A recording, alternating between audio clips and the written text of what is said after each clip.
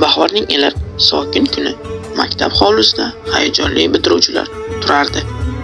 Nihoyat biz bitiryapmiz. Ha, lekin oldinda mas'uliyatli hayot turibdi.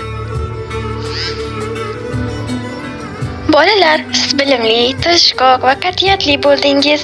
Men sizlarga doim ishonganman.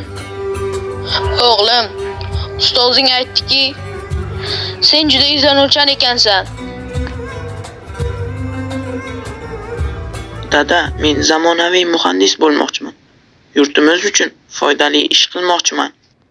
Orzuying buyuk bo'lsin, ammo shuni unutma, halollik eng katta boylik.